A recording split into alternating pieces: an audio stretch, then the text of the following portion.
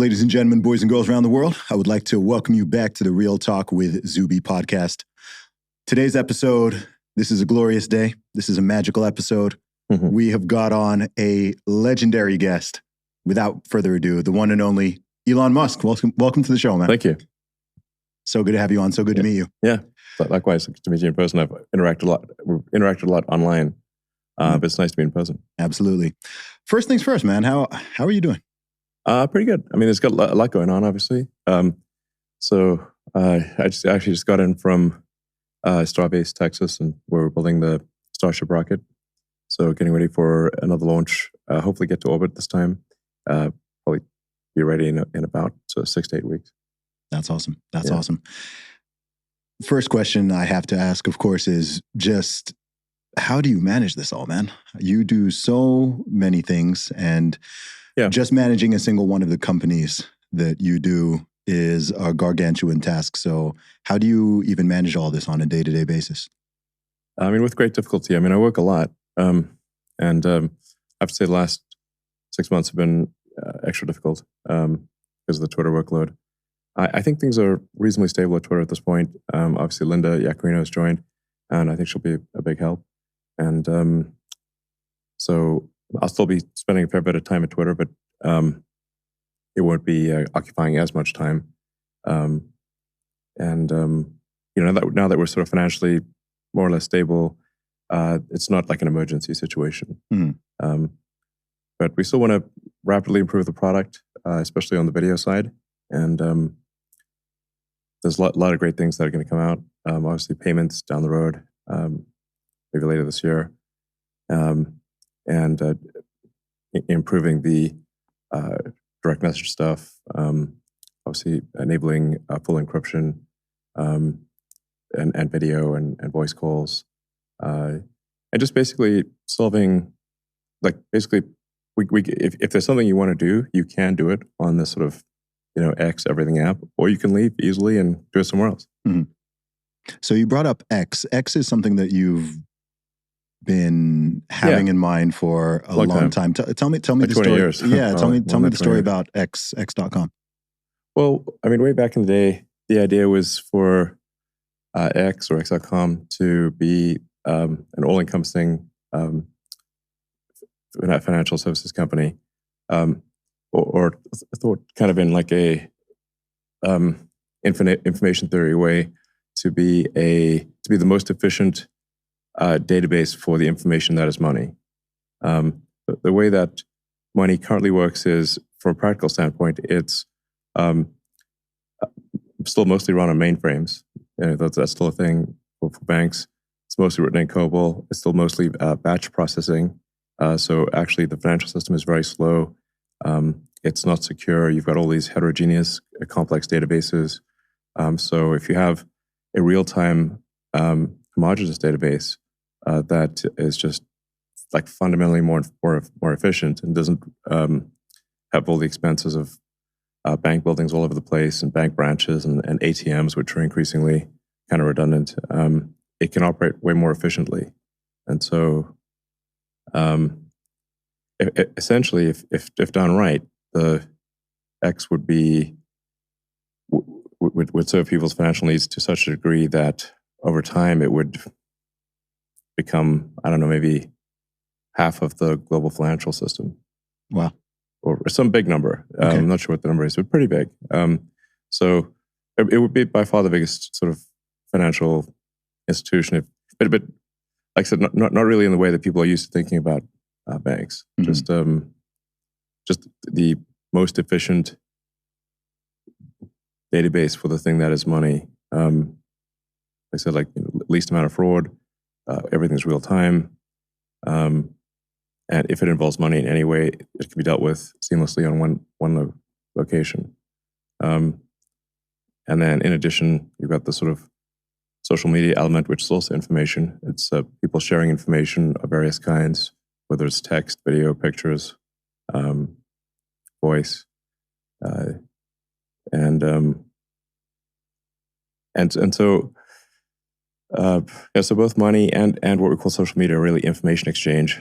And And I think there's potential there to make a product that is really quite compelling, that combines all these things, simplifies people's lives, is more, cost efficient for the average person. Mm-hmm. So, you don't have a minimum number of fees and whatnot. So, so I think there's just a lot of potential to create some, like the ultimate app or system, website, whatever. I hear that. And so would the long-term goal be for Twitter to evolve into X over time so it would just be fully integrated? Yeah. I mean, I said at the time of the acquisition, like I could do this independently and create it from scratch. Or what I thought was acquiring Twitter would probably accelerate progress by 3 or 4 years, maybe 5 years. I hear that. What was the biggest impetus to buying Twitter? What was the thing that made you want to do that? Well, like I said, there is a sort of, for a long time, I wanted to do sort of the create X core. And so that was one element of it. I also thought that I was growing increasingly concerned that there was a lack of freedom of speech and freedom of expression, and that there was a lot of censorship, and a lot of censorship some of it was obvious, a lot of it was hidden. Yeah. And I thought that was really unhealthy for public discourse.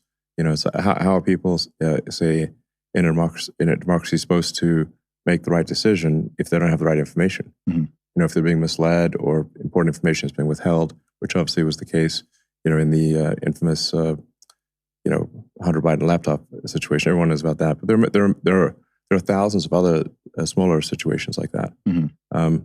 So effectively, Twitter and frankly Google and YouTube and whatnot, Facebook. They put their thumb on the scale of elections worldwide, and they have done for some time. So, and a lot of times it's so subtle you don't even really notice it. Frankly, Google's might be the most pernicious in that it's very easy for them to just slightly derank a search, so it's on page like 4 or 5, if you're looking for something, and nobody ever goes there. So it's not gone; it's just not on page 1. Yeah.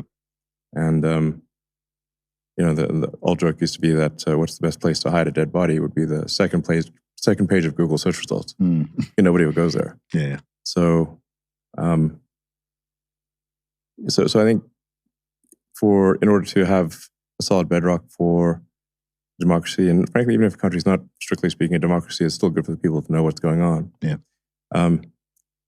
We have to have at least one platform that you can count on that is maximum truth seeking, and that's what the goal is here with X/Twitter is maximum truth seeking, really allowing all voices to be heard. I mean, unless someone's doing something like just flat out illegal, then they should be allowed to say what they want to say. And free speech is only relevant if we allow people that you don't like to say things you don't like. Otherwise, it loses all meaning.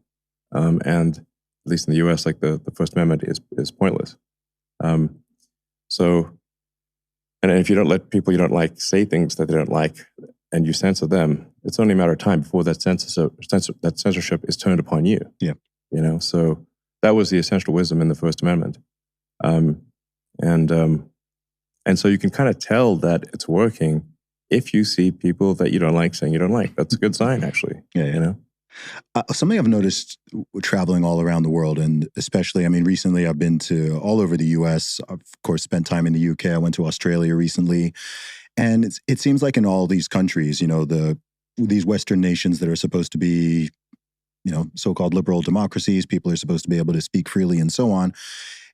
The average person is terrified to speak their mind. It seems that the concept of freedom of speech has really been pushed to the side and marginalized. Yeah.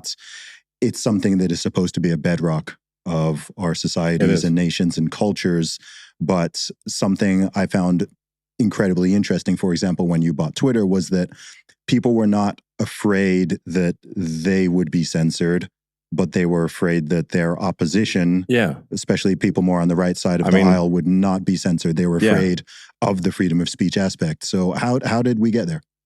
I think that people like that should really look at themselves in the mirror and say, like, what are you actually asking here? You want censorship? You want things to be, you want information to be withheld from the public, even though it's fully legal. You effectively, what they're saying is they want the public to be misled and uninformed of all sides of the issue. That's obviously morally wrong. Yeah. So, but you have the situation where basically all the social media companies are based in the Bay Area, or I guess if you add Snap, it's LA, but the most influential ones are all in the Bay Area. So they have a very sort of far left position, especially in San Francisco. I mean, it doesn't get more far left than San Francisco, Berkeley. It's like, I was exploring the city today, and I noticed that. I felt that. Yeah, I mean, you can see like there's some pretty rough parts of the city. People sometimes say, "Oh, you must be exaggerating." I'm like, you just come to downtown SF on any random day. Yeah, it's the same thing, and it's like Mad Max Walking Dead situation. Yeah, it's horrible. Yeah, it's like you can't believe it. Now there are certainly still many nice parts of San Francisco, but the fact that the downtown core is basically a dead zone. And frankly, some of the areas where there's just no people at all, I think might be worse than the parts where the zombies are, because it's actually bleaker. It's just empty. Yeah. So, we clearly don't want to have a world where that policy is amplified to Earth. Where we don't want all of Earth to be like downtown SF. So you can see kind of like where the policies lead, and the evidence is right here. So it's one thing if the sort of damage radius of an ideology is limited geographically to sort of 10-mile radius or something like that, which is what say a niche ideology would be limited geographically. But when you've got some massive global megaphone, it's effectively a mind virus megaphone to Earth. If you have something like Twitter, Facebook, Instagram, TikTok to some degree, maybe to a large degree. I've heard a lot of people voicing increasing concerns about TikTok, not from the standpoint of spying, but having a negative effect on the youth. Yeah. So shorter attention spans, and I don't know. How do you manage that aspect when it comes to social media? Because I understand that anyone running a major social media corporation, there are so many different points of interest and conflicts and ethical confusion. I think a lot of people think it's sort of easier than it must be, right? You've got, number one, I think people often forget that these platforms are global. They're global, yeah. They're not just in the USA. They're not just in one nation. There are 100 plus different countries, different jurisdictions with different laws, different rules. There's political elements involved, and so on. You've got the, typical stuff that you're not going to want polluting any type of websites. There's various legal issues. But then also the goal of the platforms is to keep people on them. In most cases is to sell advertising, is to make them sticky and addictive and keep people coming back. But in your mind, where's the line on that between we can recognize some of the problems that social media is having, especially when it comes to younger people. Right. But at the same time, you do want people, of course, using the app and enjoying it and spending time on there. So in your mind, where do you think that balance is?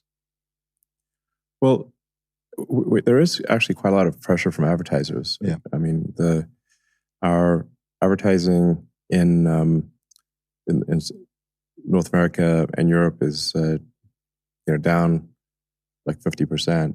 It's actually still roughly even in most Asia, actually. Interestingly enough, but in North America, it's down like over 50%. Europe's down about 40%, I think if we simply towed the line and kept going as it was before, then we would still have a lot of that revenue. So that actually freedom of speech was pretty expensive. Yeah, it really is. Cost billions of dollars. It's currently costing freedom of speech is currently costing about $2 billion a year. So this is a lot. Just on Twitter. And lost revenue, it's right now, roughly $2 billion a year. Yeah. Now, I think that could change over time, and hopefully it will. over time, the advertisers will realize that actually Twitter is not some sort of hate speech purveyor. In fact, I get more laughs from Twitter than anything else. Yeah. Like if you say like laughs per day, I mean, it's more than everything else combined, at least for me. I sometimes see content I disagree with, but I don't find it to be sort of, a festering sort of pile of hate, what's your experience? I love Twitter. I mean, I've been using Twitter since 2009. Yeah, so you know it well. I mean, you can tell. I've seen it through a lot of different iterations, and what I did notice myself is that for the first few years of using Twitter, no one really worried about being banned or silenced, censored, shadow banned, all of that. It wasn't really a thing. It really started to ramp up, I want to say around 2015, maybe due to the US elections, and you started to feel the walls closing in, not just personally, but other people were finding, that person got banned. Yeah. Oh, that person. It's, it started out with people more on the fringes, but then it starts closing in and people start getting temporary. I mean, I got temporarily suspended for saying, okay, dude, once. That was my one suspension. Really? Yeah, I said, okay, dude. Wow. In response to somebody. And it's cool. I made a song and some great merchandise out of it in the end. But I had to delete that tweet. It literally just said, okay, dude. That's insane. Okay. And so people were getting banned for all these sort of things. And then now, in the past year, it's opened up again. Yeah. And I think people are having more fun now because they know, okay, I can make that edgy joke or I can say this or I can say that. You don't need to be walking on eggshells. Exactly. So it's like walking eggshells is just definitely going to be a buzzkill. Yeah. So our general philosophy is to hew close to the law in any given country. We can't do more than that. Yeah. As you mentioned, some countries, in fact, most countries, maybe all countries, have more restrictions on speech than the US. So we don't have any choice but to, obey the laws of any given country, or they'll simply cut Twitter off. So sometimes people are laboring on the impression that we can mandate what speech is going to be in some other country. And like, we're not the government, So we'll do the best we can, but we can't go, if we just do illegal stuff, they'll arrest our employees, fine us, and then kick us out. Yeah. So we'll do the best we can. And I think we're doing, I'm confident at this point, we do the least amount of censorship. We're the most open. We're the only social media company that open sources its recommendation algorithm. Mm-hmm. Everyone else is still, just a black box. You don't know what's going on in there. And then we're making it better over time. So, we're going to add indicators so you can see on your profile page: have you been search banned? Have you been visibility filtered? Is there anything that's affecting your account in a negative way? We're going for maximum transparency. And I think that's what really builds trust. Because it's one thing to say like, oh yeah, trust us, but why? Well, if you can see everything we're doing, then you don't need to believe me. You can just literally look at the algorithm. You can just literally, everything's, completely above board. It should be possible for actually independent third party to recreate the recommendations that they see on Twitter using our algorithm. And frankly, we're still finding different layers of code that we didn't know existed. We just literally found one this week, which was it had like a reputation score for any given account, and if that account started trending, it would be deleted from the trending list. Oh, turned out I was one of those accounts. So the system would exclude me from any trends. That's interesting. I think it was simply based on how many times an account had been reported. Okay. But not like dividing by total follower account or anything. So, if like point. Oh, so if you just had a big following, then. Yeah, anyone with a big following is basically getting trend banned, which is crazy. Yeah. Or anyone that says anything remotely controversial or is targeted by, bots or activists.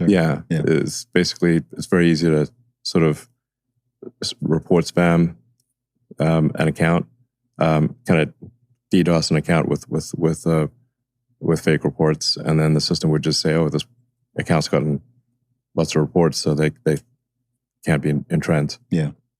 Were you expecting such a level of? I mean, of course, you've got massive public support and praise as well, and I know you've been dealing with this your criticism your whole career. Sure. But were you expecting? I mean, I guess number one is what level of backlash or criticism have you received? I mean, I see what I see, but Sure. I mean, from your perspective, how much has it been in terms of just the amount of stuff coming, whether that's from mainstream media or just from individuals and even other organizations? Well, I think it was really be hard to avoid the criticism of me. Frankly, it's like it's not like I'm not dying to get press. It's just my name gets a lot of clicks, and it's important to understand that the press is primarily a click maximizing machine, not a truth maximizing machine. And really, it's somewhat of a Darwinian exercise. If you're not a click maximizing machine, well, you don't get the clicks, and then you don't get the revenue, and then the company goes under. Yeah. So the entire incentive structure is maximize clicks, not maximize truth. And so that's why you'll have sort of incendiary headlines that are like really way over the top, or because often the truth is boring and complicated, or it's certainly more like a sort of version of the truth that the media will put out will be more salacious. It'll be spicier than reality, and it'll be the Cliff Notes version. But the drama. I mean, the media is going to give you generally the dramatized Cliff Notes version of reality. Because if they give you the full thing, it's too complicated and going to bore people. And if they really give it too much balance, it really doesn't have enough controversy to get the click. This is the incentive structure, and so whatever you incent will happen. So anyway, so that's the situation with the media, and the legacy media have had to deal with a shrinking advertising pie for a long time because Google and Facebook and whatnot have taken so much of the advertising revenue. So they're happy about that. Well, it's been a struggle for the traditional media. Yeah.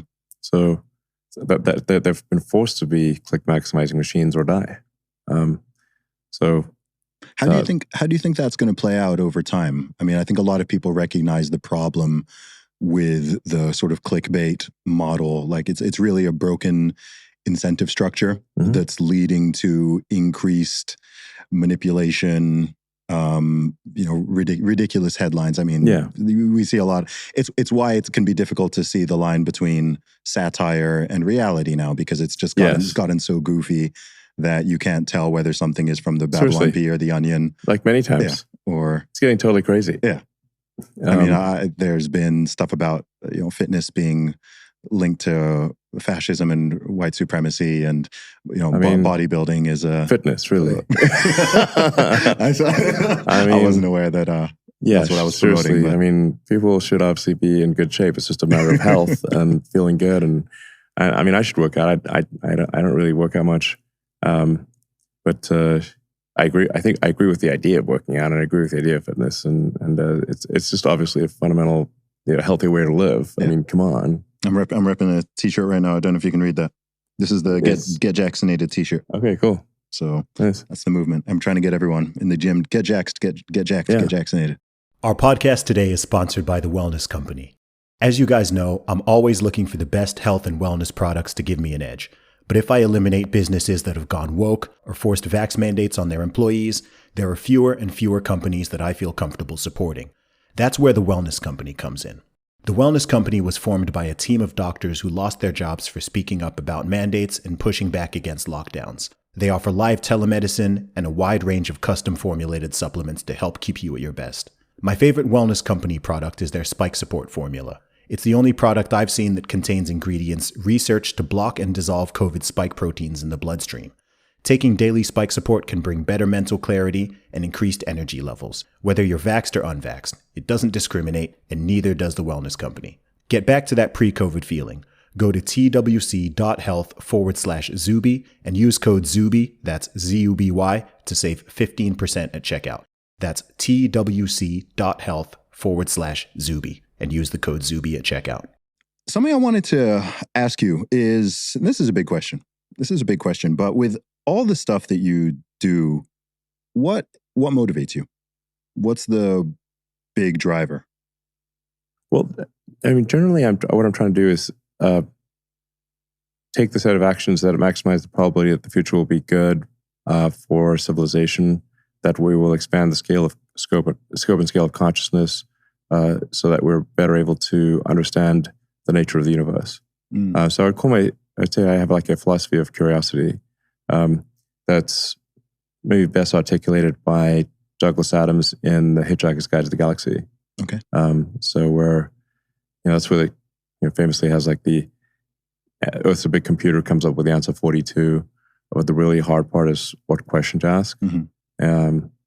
So I think it's like we want to try to understand more about the nature of the universe, understand like what does it all mean? Where do we come from? Where are we going? Where does this all end up? What's real? Are there aliens? I mean, well, they seem to be confirming some stuff quite recently. I mean, I have yet to see any actual evidence of aliens. So, and I'm really deep in space. Yeah. So, yeah. I mean, if there is some actual evidence of aliens or an actual UFO, I'll be there in a second. I mean, obviously, when it's like, are we talking like bodies here? Or like, is it a UFO? Is it advanced technology? I mean, that would be very, very interesting. Hopefully they're friendly. If they manage to get all the way here from another star system, I mean, their technology is going to be far in excess. I mean, we'll be primitive compared to them, So, but I also think like if there aren't aliens, or that's actually perhaps even a bigger concern, because if there actually aren't aliens in our galaxy or anywhere near us, then effectively this consciousness on planet Earth is the light of consciousness is like it's a tiny candle in a vast darkness, and a fragile candle, and we should just do everything we can to make sure it does not go out. What do you think is the greatest threat to humanity? Well, I think digital superintelligence is a real concern. Mm-hmm. Now, I think that digital superintelligence, or artificial general intelligence, as it's called sometimes or mostly, is more likely to be good than bad. But it's just that the probability of a bad outcome is not zero. And I think probably the more we worry about a bad outcome, the less likely it is to occur. Okay. So I think we should be, just say like, let's try to steer the AI in a good direction. What do you think that potentially bad outcome would be? I mean, I've got ideas in my head. I've seen some sci-fi movies, sure. But I mean, the obviously the extreme case would be it wipes out humanity. That would be. It's not a 0% chance. Hopefully, it's a low chance, but it's not zero. Or it doesn't maybe it doesn't wipe us all out, but it's kind of like the chimps and the gorillas. They're in small sections of Earth, but they're and we don't like. It's not like we're like going and hunting them down or anything, but they're contained in small areas of Earth, and so they don't. We don't prioritize them. We don't prioritize them, and I'm not sure that like they're certainly not like expanding. Yeah, they got so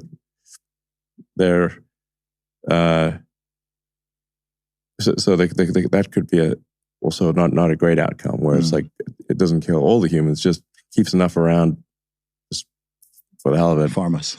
Yeah, or like just to see what happens, like study us like gorillas in the mist or whatever, just computer would like just study us out of curiosity potentially. That would still not be a great outcome for humanity, No. I mean, I think we want to, like I said, expand the scope and scale of consciousness, both biological and digital, and ultimately go out, we become a multi-planet species, become an interstellar species, visit these other star systems, and And maybe we do meet aliens. Or maybe we visit these various star systems and we see, wow, here's an alien civilization that lasted 10 million years and did incredible things, and then ultimately died out, potentially. I mean, I think we could find that there's a whole bunch of dead one planet civilizations, never got beyond the home planet. I mean, due to expansion of the sun, Earth arguably may become uninhabitable as soon as 500 million years from now, which is a long time, but Earth's been around for 4.5 billion, so that would only be a 10% increase in the lifespan of Earth. And so, and if you date a civilization from perhaps the first writing, that's about 5,000 years old, and that's 5,500 years old. Those kind of archaic pre-cuneiform in Sumeria. So that's sort of like that's a very short period of time. So we say like Earth's been around for 1.5 billion years.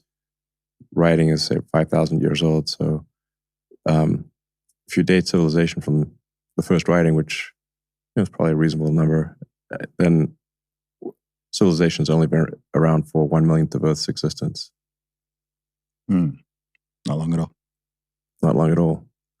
We're a flash in the pan, basically. So, anyway, so I think we want to do everything we can to obviously make life on Earth great and make sure Earth is solid and that civilization is on a sound footing. Keep making Earth better, but then expand to Mars and ultimately, to the rest of the solar system and eventually to other star systems. Be a spacefaring civilization, like in the good sci-fi movies and shows. It's like Star Trek and whatnot. Let's go out there and see civilizations we've never. I mean, it'd be pretty cool if we meet aliens and hopefully they're friendly. And just gain a vastly great understanding of the universe. I think it might depend on which humans they meet first, whether or not. I think we need to be quite cautious about who they meet first. Because they might form some quick judgments based on that. Yeah, I mean, we at least want to have the opportunity. Right now, we don't really know how to go anywhere close to the speed of light, let alone beyond the speed of light. So it will take us a long time to get to near star systems. I mean, optimistically, with known physics, we could get to the nearest star system in about 40 or 50 years. Okay. It would be very difficult to even make it that short. It's a long time to be traveling through deep space. So, anyway, I think that's the future that's exciting. And there need to be things that are exciting and inspiring where you wake up in the morning and it's not just about solving one problem or another or some sort of internecine struggle between the humans, but that there are inspiring goals collectively as humanity where we're really excited about that. And I think being a spacefaring civilization is something that I think a lot of people would find very exciting and inspiring. And even if they don't go themselves, they can just kind of live vicariously through those that went. I mean, I think with the Apollo landings, it was they were literally said for all mankind. And I think everyone was proud to be a human at that point. Yes. It's like we actually went to the damn moon. That's such an important sentence you just said there. Actually, wow. Yeah, you just said something there that's actually really important. You said people being proud to be human, and I think actually we increasingly live in a time where a big part of the problem is that that's not the case. Yeah. I think oftentimes people view it with a sort of nationalistic lens about people being proud to be American or proud to be British or whatever. And those people recognize that sort of patriotism seems to be declining. But I actually think, as a species as a whole, perhaps we're not feeling as optimistic about our own species as we should be. And I think that there's been a lot of fear, a lot of people living in constant fear, perhaps people feeling like the future is going to be worse than the present and even worse than the past in some ways. And I think that's causing a lot of psychological problems and having real impact on society and culture. Because if you don't think the future is going to be better than the present, then you lose hope. Totally. And it's important to have that spirit of adventure. Yeah, and I think also if people lose hope in the future, or if they have if they're pessimistic about the future, then they're also unlikely to have kids, in which case you get the civilizational decline. Mm-hmm. We just have, for most of Earth, demographic collapse. Like the birth rates were crazy low. Yeah. So we're certainly, I think, not expanding, and we're really going to contract pretty significantly. Japan last year had twice as many deaths as births. That's crazy. Yeah. So, every single Western country has a below replacement birth rate. Yeah, and just generally the trend is, as soon as you get sort of urbanization, frankly, and unfortunately, education urbanization and education reduce birth rate. Yeah. And that trend will ultimately happen, I think, throughout the world. So that's why I'm, encouraging people, let's at least maintain our numbers, we don't need to expand in a crazy way, but it's at least maintain our numbers, maybe a little bit of growth. Mm-hmm. Why do you think so many people think the opposite? You hear a lot of talk about I think the whole overpopulation thing is total rubbish. I think it's a massive psyop, and that's not true. Yeah, but why do so many otherwise smart people buy into that? Well, I think to some degree this is a side effect of the environmental movement. Okay. The sort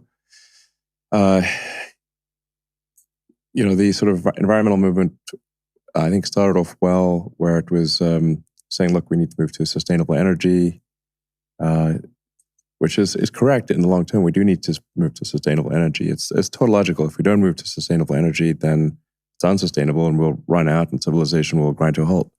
So we do need to have sustainable energy over time. There's obviously a concern with climate change.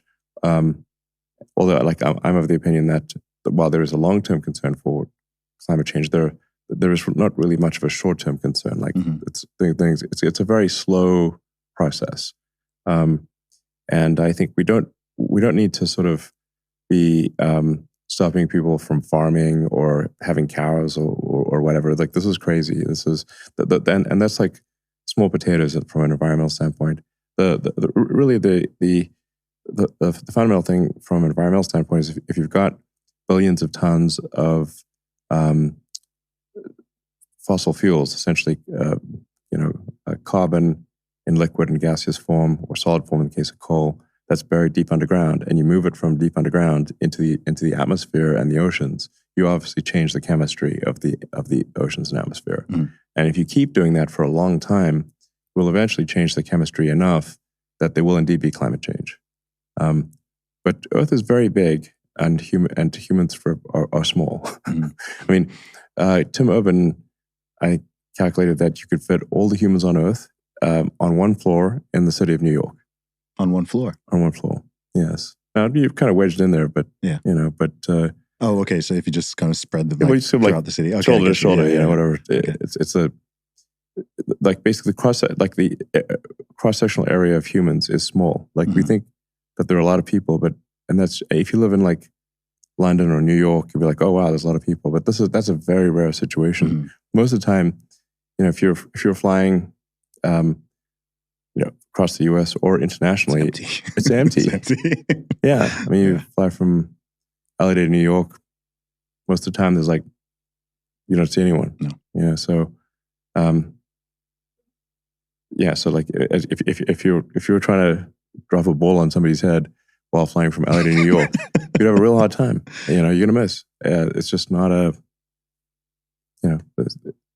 we humans are not densely packed. They're,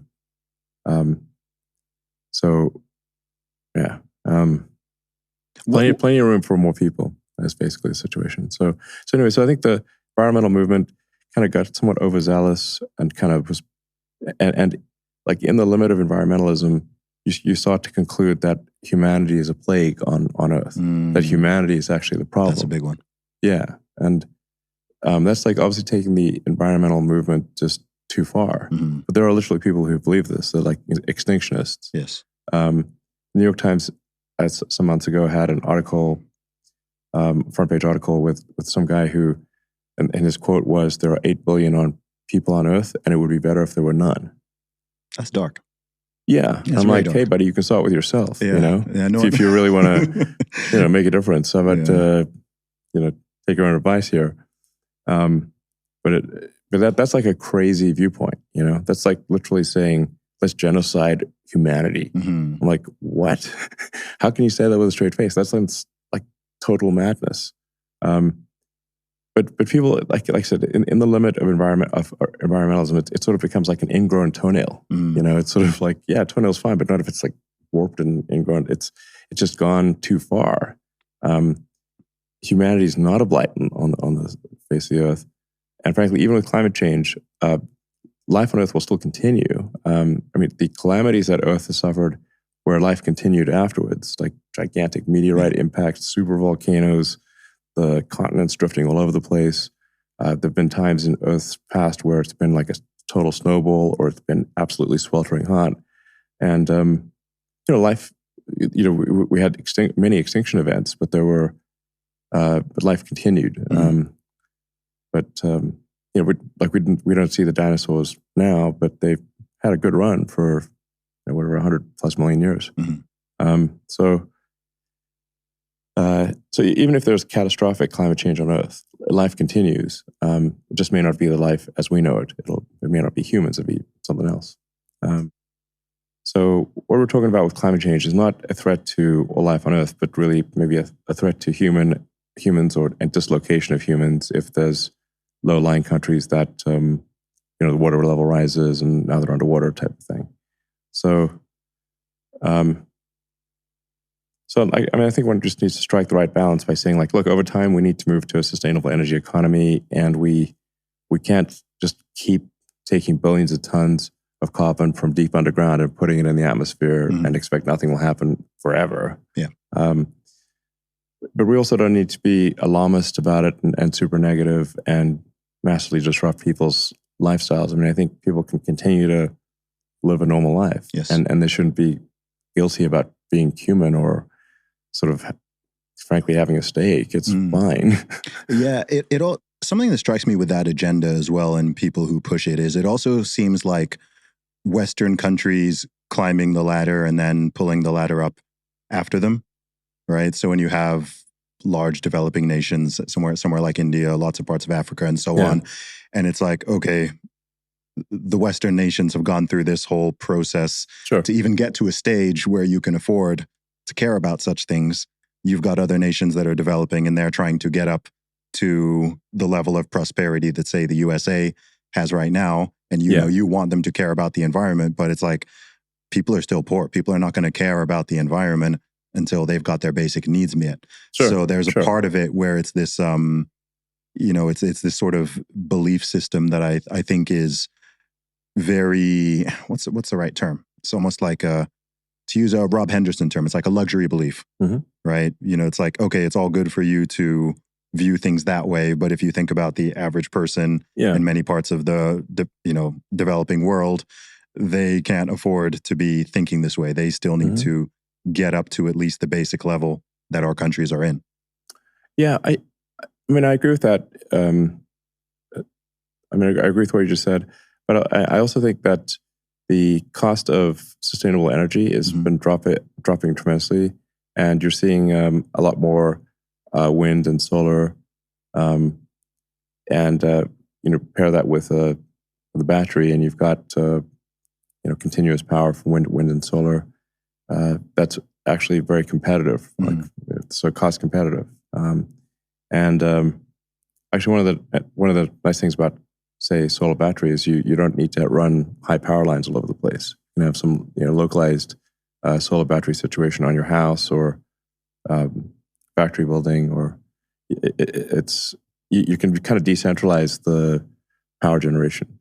And I think that's actually better for people to have decentralized power generation, and also decentralized communications. Like a lot of places, they skipped all the sort of phone landline stuff and went to cell phones. Yes. In fact, a lot of places in the world have way better cell connectivity than Silicon Valley, which is bizarre. Yeah. So yeah. When it comes to the idea of underpopulation, what is your biggest concern about that? If there are not, you've said many times publicly that we need more people, we need more human beings. Yeah. What would happen if, this is not my perspective, but for the people who are there who do think, who do have this sort of Malthusian worldview, and they think that there's too many people and there aren't enough resources. Obviously. He's been wrong for a very long time, but kind of like still comes back. Communism, it won't go away. Exactly. There we go again. So what's the greatest fear there? If people are not reproducing as they have been for most of human history, what's the greatest concern there? Well, I think it's like what we risk is a civilizational collapse. Yeah. So and somewhat of a depressing civilizational collapse. If the birth rate keeps dropping every year and population just keeps going into the sort of like negative death spiral, literally, then it won't die with a bang. It'll die with a whimper in adult diapers. I mean, that's a bleak end to civilization. So, I keep looking at the birth rate numbers, which are just like available online. It's not like it's basic facts, and hoping that the birth rates will turn around, and every year it gets worse. Yeah. What do you think could practically be done to help with that? Because a big factor in this is, I talk to a lot of young men and young women. I'm in my own position as well. Yeah, you should have and some kids. So I plan to. I will. Yeah. But due to from everything from social and cultural factors, economic factors, financial factors, a lot of young men and women, say the average 20-year-old or even 25-year-old, they find the whole idea of having children, bringing new life into the world, very scary because they feel like, hey, I don't have the money, I can't afford it, I can't even buy a house, I'm in debt, I'm struggling to keep my head above water, so on. So what do you think could practically be done in USA, Canada, UK, Europe, all these developed countries, South Korea, Japan, all these places where the, population is declining, birth rates are declining? I think it's one thing to recognize the issue, but what do you think can be done on a sort of practical, reasonable level? Well, I do think that like some of the incentive structure in a lot of countries is against having kids. Yes. Like it is expensive to have kids, especially if you want to sort of give them the best education and all that sort of stuff. So it's it is financially difficult. Mm-hmm. I mean, but I say that, but then ironically, the higher someone's income, fewer kids. Yeah. So it doesn't totally make sense that you have an inverse correlation with income and kids. Where so I guess people may sort of think that, but it's not actually real. I think that the fears, there's these unjustified fears of like, well, if I have a kid, things are going to be financially terrible, and it's actually not true. It's just, I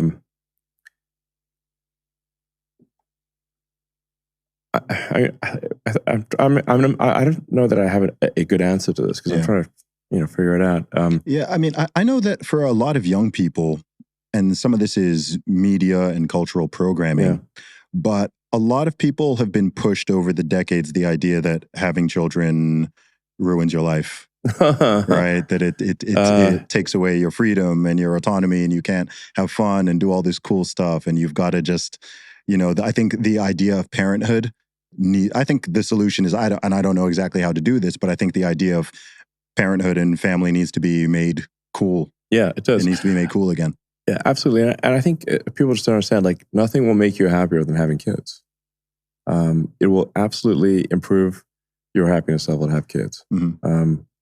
And I mean, we're kind of like programmed for that. It's like, if we just say like in the old days where it's like, people were sort of like food was like short supply, you had plague, it's like trying to survive from one year to the next in the old days was like a big deal. Mm-hmm. And so now we have, now that's kind of more or less normal that you would survive from one year to the next. So, we've become, I guess, complacent, but basically, if it wasn't rewarding instinctively to have kids, we wouldn't have them. Yes. Almost none of the world was literate until not that long ago. So it's not like you'd like, oh, let me read a bunch of books.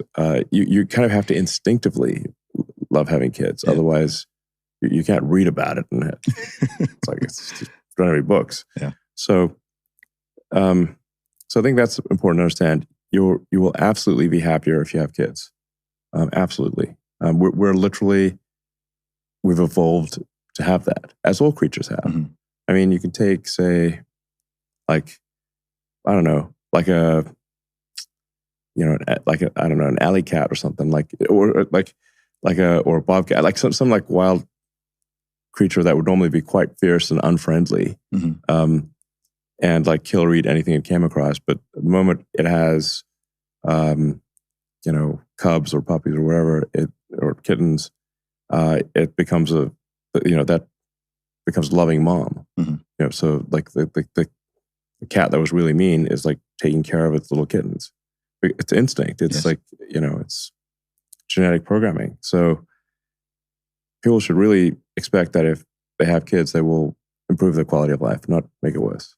Relationships end because honest communication stops. When couples are afraid to say how they're really feeling, over time, all the unsaid things build up and create an ice wall that ultimately causes the disconnect. Relationships end when people feel unsafe to express real emotions and desires.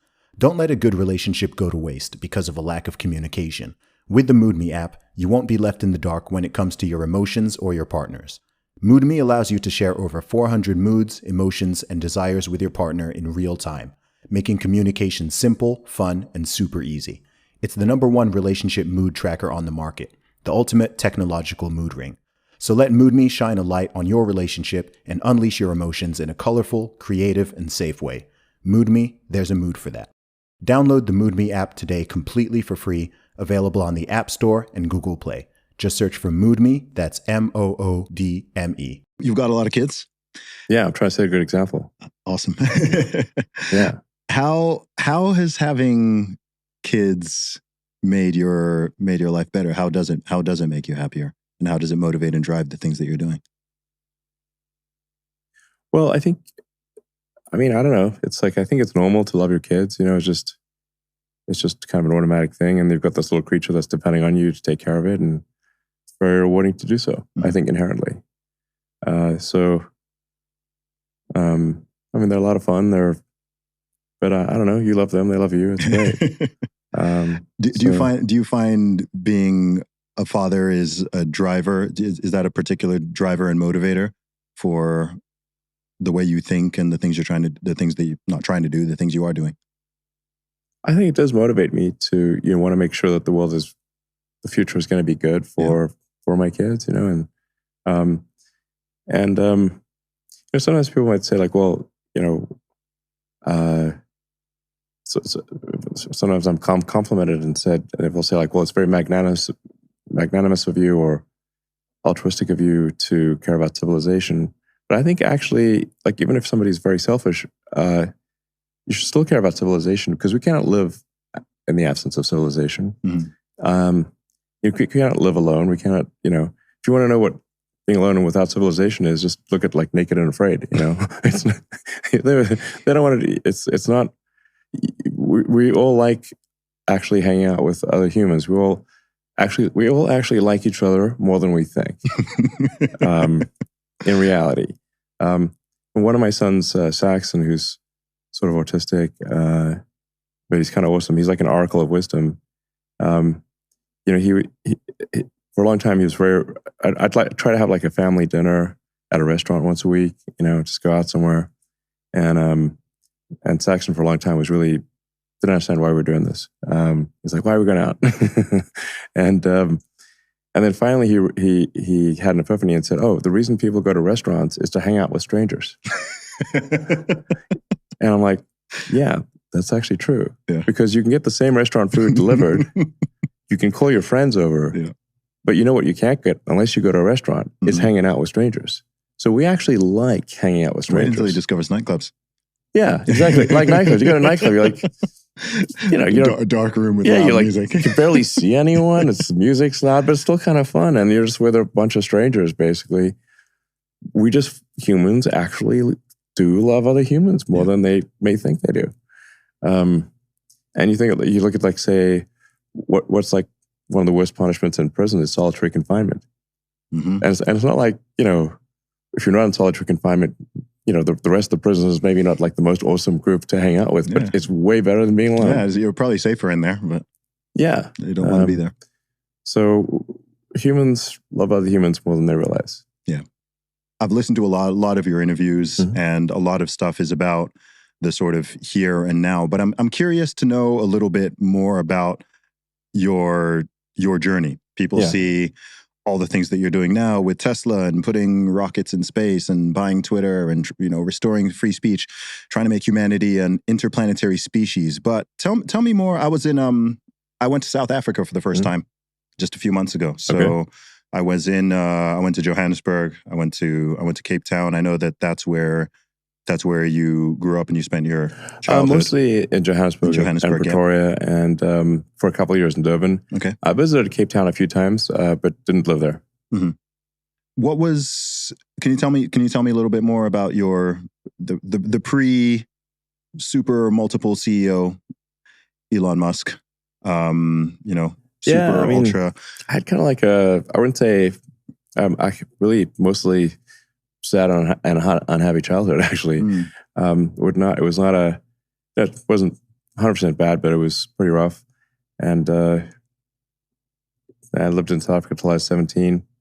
And then I was able to get Canadian citizenship through my mom because she was born in Canada. Okay. And so I was like, well, you know, I left when I was 17. So, you know, I think my views of South Africa are somewhat scarred by kind of a negative childhood experience, like literally scars. Yeah. I have literally quite a few scars. It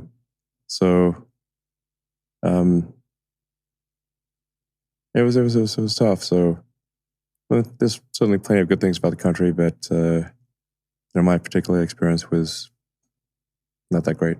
So, I hear that. Yeah.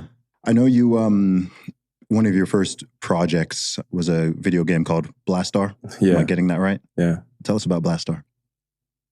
Well, I always loved video games when I was a kid and computers. So the video games back then were extremely primitive, you know. So I guess when I was about, I don't know, 10 or so, I saw like the first computer. I mean, I read a lot of books, and then I saw that you could actually have a computer, I thought, wow, this is the best thing ever. It was a Commodore VIC-20. I think it had like 8K of RAM or something. You know? 8K. Yeah. That's crazy. It was best. I thought it was the best thing ever. And so I got a book on programming, taught myself how to write computer programs. And then gradually progressed from the Commodore VIC-20 to the Sinclair Spectrum, which was actually a pretty brilliant little computer. That was a 48K computer that felt very advanced after the VIC-20. And then, so I was just kind of programming, and you couldn't really get very many games. So I was like, well, I'll program games, play them myself. But it is interesting that this simple game that I wrote when I was a kid, and I think I wrote it when I was like 11 or something. I did all the graphics and the music and everything. So primitive graphics, primitive music, but still. I was actually, I sold the game for money, which wasn't that much money, but it was a lot for a little kid. And I wrote a bunch of other games too when I was a kid, and then actually I worked briefly at a software company, a games company called Rocket Science in Palo Alto, which had nothing to do with rockets. It was just a games company. And then I don't know. I wrote software for almost 20 years, from like ages roughly 10 to 30. And I heard you used to play Quake a lot. Yeah, and got pretty darn good at that. Yeah. So, yeah, played a lot of Quake, and had one of the best teams in the country, actually. And I think it was the first paid esports thing in the US, or certainly one of the first. And we ended up coming second in that. We were actually coming first, but then the best, I was the second best person on the team. The best person on the team, his computer crashed halfway through the game, so we ended up coming second. But I think like we made a few $1,000s or something. So it was pretty good at Quake back in the day. Yeah. And I heard you wanted to get into, or at least you thought about getting into programming video games, but then is that fair to say? I did actually work on some fairly advanced video games at this company, Rocket Science. Okay. But that's I like video games, but I wanted to sort of have a, I don't know, as big of impact on the world as possible. Like I said, like try to take the set of actions that I think are most likely to result in a good future, be as useful as possible. So I was, for a while there, was pursuing a path of developing technology for electric vehicles. And that's what I was going to be doing my graduate studies at Stanford on, is sort of advanced energy storage technology for electric vehicles. And are putting that on hold to start an internet company, because I figured like the technology of electric vehicles would advance and I could come back to it, which I did later. But the internet was like, which was going supernova at the time. And this is in 95. So I wanted to be part of building the internet, basically. What was your first impression of the internet? Because I think for young people now, it's like it feels like the internet's always been there. Yeah. And like, I think people forget. The air you breathe or something. Yeah, I think people forget that. I mean, even within my lifetime, I remember when nobody had email addresses. I remember when people were terrified to put their credit card details online, when people thought selling books online was a dumb idea and this Amazon thing was never going to work. Like, that's all within my own lifetime. Right. So stuff has changed very, very quickly. But what was your first impression of the internet, and how did you so quickly realize its potential? Well, as we were talking about, I into computers from when I was even before I even had a computer. I was reading about them. So, so I had some like very early primitive computers, and then had a computer with a modem. So I'd like dial into like a bulletin board or in these various sort of very early pre-internet things, and then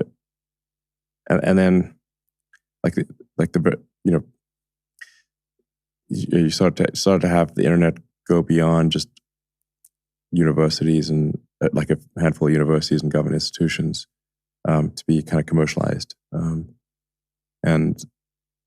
it was just growing exponentially. So the way I sort of visualized it was like the humanity was like acquiring a nervous system. So previously, information had to flow from one person to another. So you either had to meet in person, you had to call them on a phone, or somebody had to carry a letter by hand to someone else. And that was the way that information flowed. And if you wanted to have access to a book, you'd have to go to a library. And the book, most of the libraries would only have a very small subset of the books that exist. So access to information was very limited, and very slow. But as soon as you have the internet, where everyone's connected, now you could be in a very remote location, and if you've got access to the internet, you have access to all of humanity's information, everything. You have access to the entire kind of collective group mind. So it's like moving from like where we're communicating almost like via osmosis, like just like literally direct contact to, and very limited amount of information to. Now, anyone has access to all of the world's information. The internet, you can learn anything on the internet for free. Yeah, I mean, all like the MIT lectures are on YouTube. You can become an expert in anything for free if you've got an internet connection. Yes. And I think people haven't realized that yet. Yeah, I mean, I guess if you ask them, they know it's true, but they don't quite appreciate that the equality of access to information is so radically better today than it was in the past. It's no comparison. I mean, for a long time, like books were very rare, and like people would have a small collection of books. Before the Gutenberg press, they'd have to literally copy out the book by hand. So having a book was like a relic. Yes. It was like hardly anyone had books, hardly anyone could read, and even those that had books didn't have very many of them. Then you had the Gutenberg press thing, and now you can make copies of books.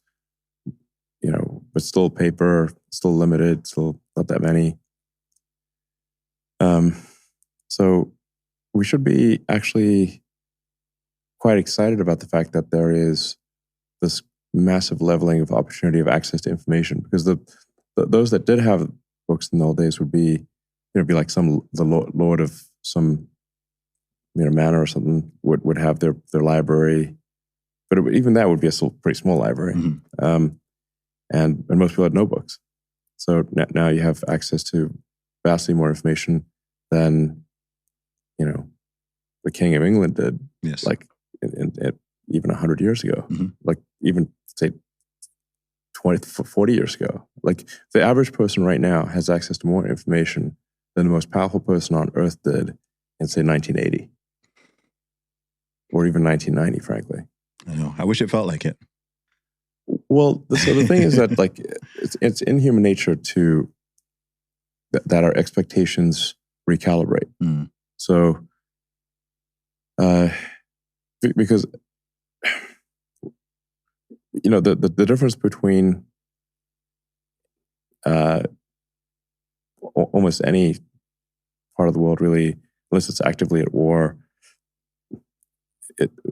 versus like having to survive by yourself or with a small group living off the land, it's like our quality of life basically is so dramatically better than the past. You have to say, well, why aren't we happy? It's because, or sometimes why a lot of people aren't happy is that we just keep recalibrating. We keep setting our expectations higher. We keep moving the goalpost. Yeah. So it's, keep moving the goalpost, keep recalibrating, then you just naturally will always be wanting things to be better than in the past. It's kind of like our, as the saying goes, like happiness is reality minus expectations. But if our expectations keep rising, then reality has to keep rising too. So. Overall, I think people should be more optimistic about the future, and I think should recognize that our life today is vastly better than it was in times past. That actually violence on average is much lower than it used to be. Oh, yeah. War is rare. I mean, we have war in Ukraine, but it used to be like there would be war everywhere, Even just look at the past century. Yeah. I mean, it's crazy. Well, the last century was insane. Yeah. It's now rare for there to be war. Yeah. I think people lack perspective and gratitude. Yeah. With all those things that you're saying, and I think that if people had more awareness of both history and how far and how quickly human beings have advanced and how much things have gotten better, even if you just take something obvious things, poverty. Yeah. Childhood mortality, women dying in childbirth, access to education. That's a huge issue. I mean, literacy. Yeah. People were used to just be getting taken out left, right, and center. It was very normal for, a quarter or a third of children to die before they reach age 5. It was Yep. very normal for young men to be Yeah. going off to war and being brutalized and killed in all sorts of horrible ways. Yeah, But I think in fact, like, so Yeah. Napoleon said, like, every French woman has to have 6 kids. 2 will die two will die as children, 2 will die in war, Mhm. and then 2 more to continue France. Wow. Yeah, And so, that's like, France. yeah, and it wasn't that far wrong with Yeah. all the Napoleonic Wars and stuff. Yeah, I just think that because of that, I think with a lack of perspective comes a lack of gratitude. And then no matter how comfortable someone's life is, no matter how good things they are, even if they're in good health, no one around them is Yeah. sick or dying, whatever, and they're still just feeling down and sad. And I think if they could just reframe that in their minds, then I think people would be a lot happier. Yeah, absolutely. I really encourage people to be students of history. Yeah. I mean, there's some really good podcasts out there that are very compelling. Podcasts. There's like this Explorers podcast that's really interesting, like of the early sea voyages, and how like everyone was like dying of scurvy. Oh gosh, because they didn't even know vitamin C was a thing. Basic stuff, yeah. Yeah, and then they finally figured out, okay, vitamin C is a thing. Yeah. So,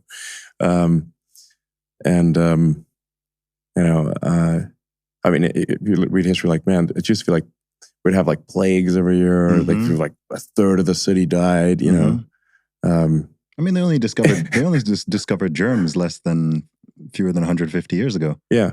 Right. So people Like the didn't whole even germ know the theory idea of that you even disease should wash your hands Yeah, exactly. before, delivering a baby or something. That was new. Yeah. The germ theory of disease was opposed for a long time by the medical establishment. Mhm. It's like actually worth noting that, like, literally the official line was germs are fake. Yes. And the doctors are clean. So yeah, doctors, exactly. And if you don't have like a good sort of microscope or something, and someone tells you that there's like these tiny creatures that you can't see. I mean, it sounds like witchcraft, you know? Yeah. It's like that there's tiny creatures that you can't see that are on your hands, and if you touch something else, those tiny creatures are going to go in someone else, to basically bacteria and viruses, and they're going to make them sick. make them sick and maybe die. And they're so small you can't see them. Like once you get microscopes, people are like, okay, I see like little things wiggling around. Like I don't know what those things are, but they don't look good. But for a while they were like, they're like, this is preposterous. You're trying to tell me little tiny things that are this small are the real reason we're getting ill, as opposed to like, bad spirits or something. Like because they would just think that there was like bad air or something. It's like, this place is cursed, Too much blood, stick some leeches on. This place is cursed. That's why we get ill. It's like, or maybe it's got some bacteria. Yeah. So yeah, it took a while. They put that for a long time. And we didn't even figure out like antibiotics until last century. Yes. So yeah, because in World War I, I believe so many more people men died of infections than died from actual wounding. Yeah. I mean, if you're sitting there in a trench covered in mud and blood and you get a scratch, yes, I mean, that scratch is probably the end of you, Yeah. What's the name of that movie? The one that was like all filmed in one take? The World War. Is it 1917 or 1917? I think that's it. Yeah. That movie just made me like, gosh, I'm glad that I did not have to deal with that. That's some next level slaughter. Yeah, it was brutal. Yeah. I wonder, do you ever wonder what the things are? You know how we can look back at something like, the germs, which seems very obvious now.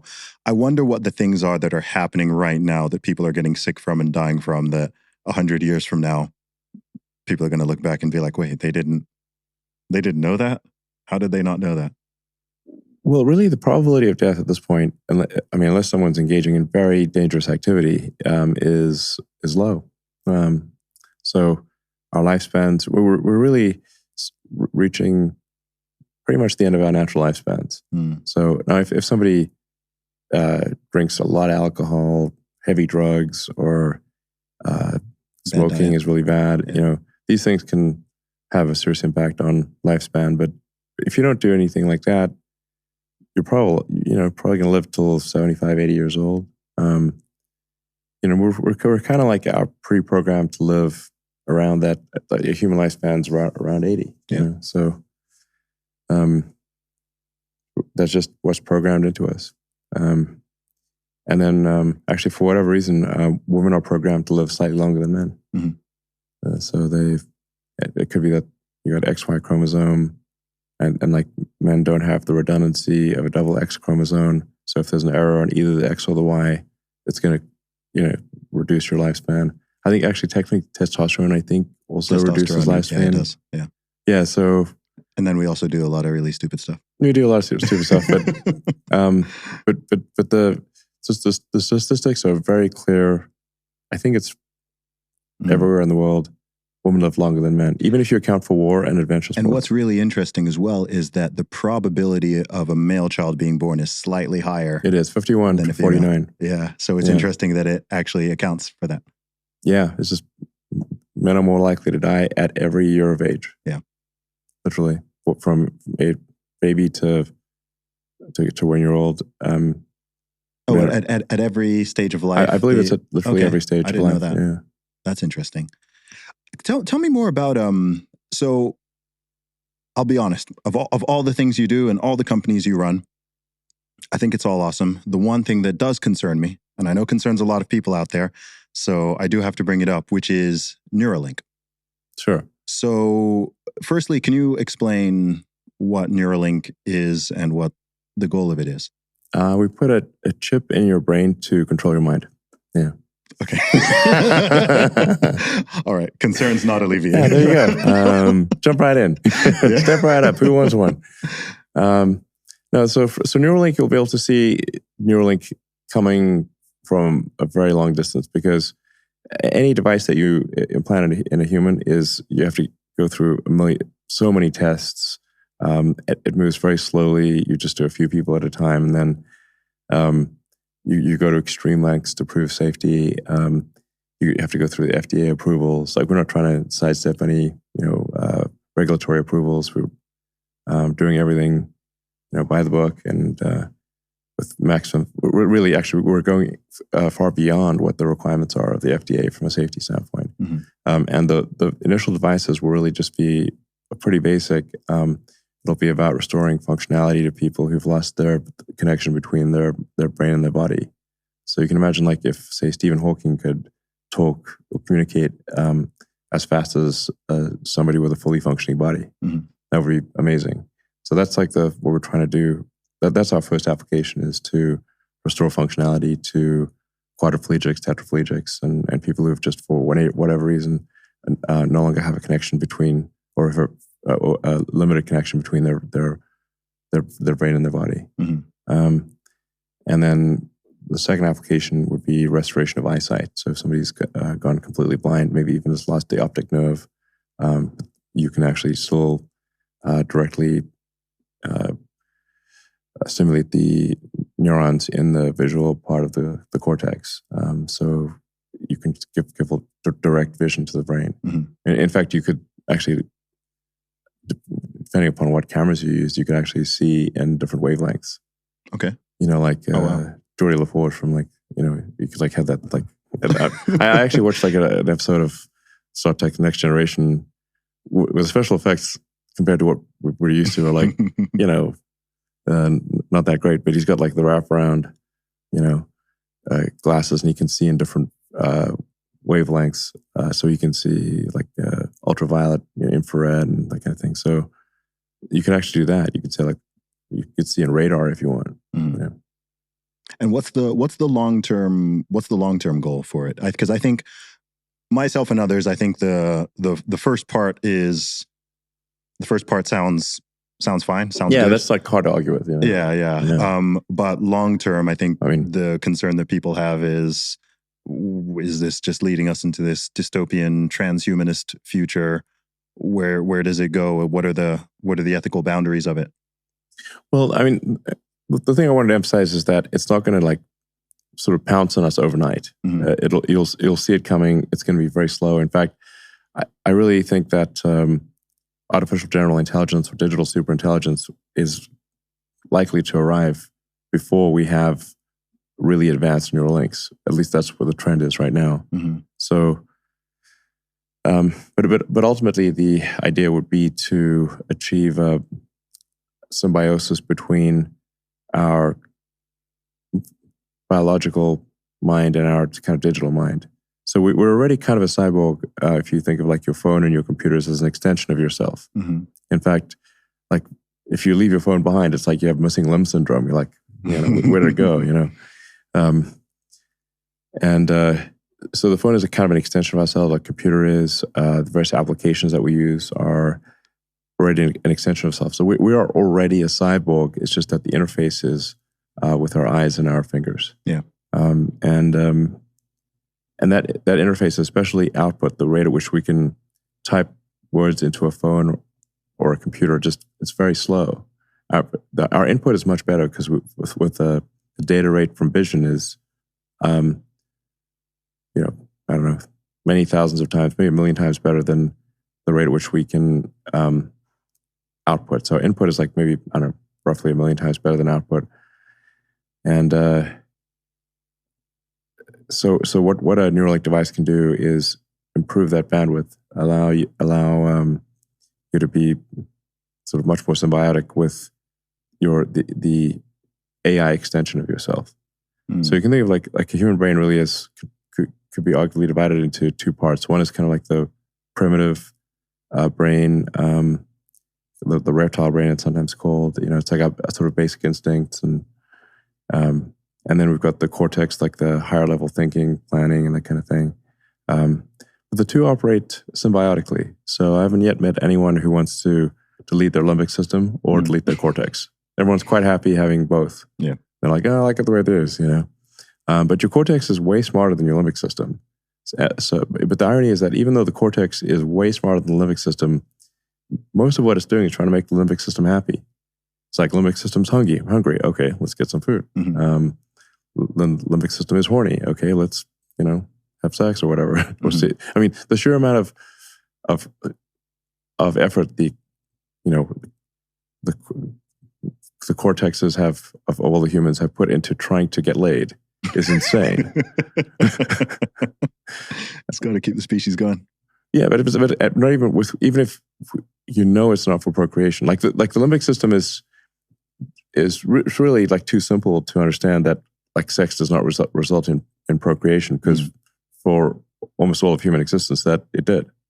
Birth control is a very recent thing. So the limbic system is like trying to incent procreation, and but now we can effectively hack the limbic system by doing procreation, but by having sex without procreation. Mm-hmm. So, which is, I guess, maybe part of the issue with why do we have more kids? Is like in the past it would just happen because in order to make your limbic system happy, you'd have sex. You didn't have birth control, so if you'd pop out some kids. Yes. So that's how it used to be. So even though you've got a cortex that's way smarter than the limbic system, the cortex is still basically just trying to make the limbic system happy. And then if you think of like the computers as a sort of a third layer, the AI is a third layer. It's not necessarily the case that the AI would be acting contrary to our interests. I think if it's closely linked with our biological intelligence, I think it could actually be just simply, again, trying to make the cortex happy, which is trying to make the limbic system happy. So I think we'll put even more computing power into trying to get laid, basically. Now the AI is going to help you get laid. I think what it is that concerns people about it, number one being new, but I think the main thing is the fact that this is something that's like inside your body, right? I think the idea of putting a chip in, the idea of someone putting a chip in my brain, I just have I have a visceral no, right? Like I have a very visceral reaction. It's an optional thing. I mean, we're not going to. Would it be though long term? I hope so. I think it should be optional. Yeah, it'd be bizarre if it was not. No, I think it's kind of like how. The reason I ask is because smartphones right now are sort of optional, but if you don't have a smartphone, the way everything is sort of designed around society, you can not have a smartphone, but it's a massive hindrance and disadvantage in many ways. True. A smartphone is almost essential in a modern society to do things. Yeah. So could a Neuralink end up in that same sort of place? It's possible, but I'm just saying, if it does, it's many decades from now. So it's not like, it's not today's problem. Yeah. I'd worry a bit more about digital superintelligence. I'd worry about, let's try to avoid World War III. Yeah. Let's make sure we're at least having enough kids to sustain our population. Basic stuff like that. Yeah. What's your greatest concern with artificial intelligence? Because I know that you have worked with it, but also I know it's something that you personally have massive concerns about as well, which you've voiced in this podcast and elsewhere. Yeah, I think that actually the most likely outcome for artificial intelligence is that it is good, that it will improve our lives, most likely. But there's some chance that it will not, and I think we just need to be cognizant of that and understand that it's a powerful technology, it's a double-edged sword, and we need to put a lot of effort into ensuring that we have a good AI outcome and not a bad one. Mm. What does a good one look like? Well, I'd recommend people read the Ian Banks books, the culture books. That's the best representation of a positive AI human future that I've seen. Okay. So that's my recommendation. I mean, effectively AI, I think it will massively enhance human ability. It's like just a massive amplifier of human ability, just like the computer was. So really, it's just a question of like, does it? There's some risk that it doesn't merely amplify human activity, but it starts basically just being in charge. Yeah. And there's some risk it may view humanity negatively and decide that we're a blight on the earth. Like I think like a very dangerous thing would be if the sort of human extinctionist philosophy somehow got into AI, that would be bad. Like that guy that was on the front page of the New York Times saying, the 8 billion people on Earth. We don't want him coding it. We don't want him coding it. Yeah. Safe to say. And there's quite a few people in this neck of the woods who have that either explicit or implicit extinctionist view. Yes. Where they view humanity as a blight on the face of the earth. Yeah, there's a lot of antinatalists in the world, and people who frankly anti-human. Yes. Like you said, people who don't have the pride in being human, right? There's people who they feel like guilty or something. People who even say that that's a speciesism. That's yeah. I mean, I'm a human supremacist. I'll be open about that one. Yeah, I mean, I think we got to fight for Team Human. Like, if we don't fight for it as humans, who will? Yeah, I mean, if the Earth exists and humans do not, then it's like we're saving the planet for who at that point? Yeah. What do you think about AI replacing jobs, though? Because that's a big concern. Even if AI doesn't sort of go rogue and start doing something directly horrible, I think a lot of people's concerns is just, hey, what about everyone's jobs? AI will certainly be very disruptive because jobs will be different. So no, I think the change caused by AI is going to be pretty radical. So there will, a lot of jobs that currently exist won't exist in the future. But I think there will be new jobs. And I do think, like in a benign AI scenario, we will really have an age of abundance. I think really goods and services, unless they're artificially made scarce, like it's specialized artwork, or you want that particular house in that neighborhood, like it has to be an artificial scarcity. But anything that is not made artificially scarce will be plentiful, as in a benign AI scenario. You'll be able to have any products and services you want. Mm-hmm. That anyone will. Does that not start to cause a whole new level of problems? Yeah, it does. Yeah. It's like there's some things which sound like a blessing, but may in fact be a curse. Yeah. Like I think you will live forever. It sounds like a blessing, and it's actually a curse. You would not want to live forever. You don't know how long forever is. And if you say another potential curse is you can have anything you want effortlessly. Mm-hmm. Are you sure you want that? Yeah. Does anything matter at that point? Yeah. And what about the value? I mean, I think a lot of the value of work isn't just getting money to buy things. It's Right. the meaning, it's the purpose, it's knowing that you worked for this thing, right? It's different. It's different to get $10 million because someone just gave you $10 million or you won a lottery versus you created a business and sold products and services that helped you to earn that money. Exactly. So it's like, how do we find meaning and relevance? Yeah. If you have an age of abundance where the computer, you just ask for anything and get it, it is something we'll have to struggle with. That'll be, I don't know. I think that's kind of most likely where we're headed, is an age of abundance. But it will definitely cause some existential angst. What are you most optimistic about?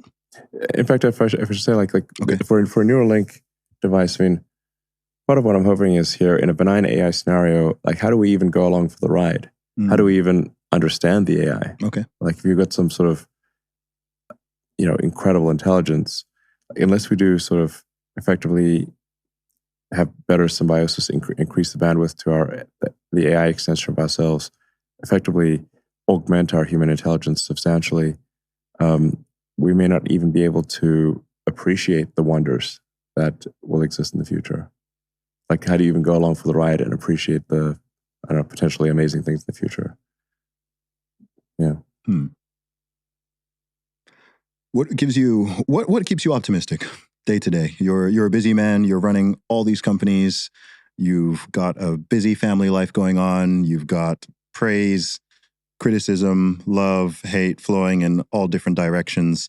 But number one, two questions actually. Number one, how do you stay sane and grounded with it all? Because something that's always... What makes you think I'm sane? I think you're certainly grounded. And I think you're grounded. Honestly, I mean, the fact that we're sitting here and that, you interact with so many people. I mean, let's be honest, if 99% of people were in your position, they wouldn't be doing what you're doing on any level. You're there on Twitter, you're cracking jokes, you're posting memes and responding. I mean, if it's you're who you are, but you're also... You strike me as a normal guy who's doing extraordinary things rather than someone who's just completely, like, I don't know, out there and I couldn't even have a conversation with, So that's what I mean by sane. Well, I do think it's important to, not get, quote Scarface, don't get high on your own supply. Of course, in the end, he did. But you don't want to start thinking too highly of yourself, because it actually reduces your feedback loop. If you think you're too smart, you stop listening to criticism. So I think Twitter's actually helpful for that. Certainly people will not shy about voicing their opinions.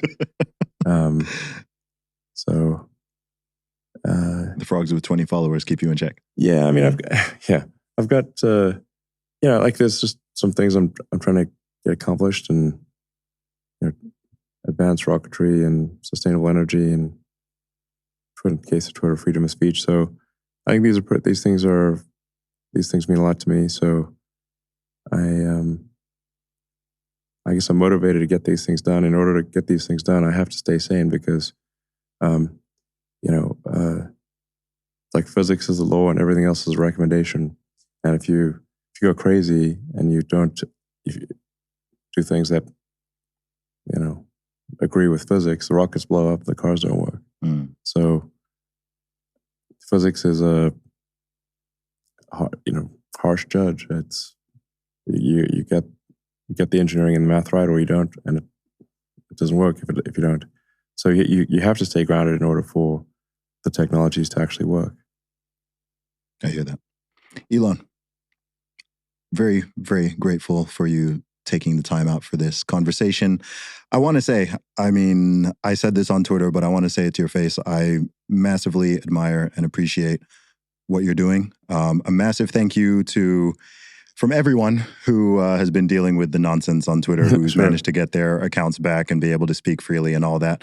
I want to say that. But honestly, I think what you're doing is awesome. You're a huge inspiration. I know that in this age of criticism, people don't like to tell people, hey, you're doing a good job. I want to encourage you. I want to uplift you. So I want to do that. And God bless you. Well, thank you. Appreciate you, man. Thank you. All right.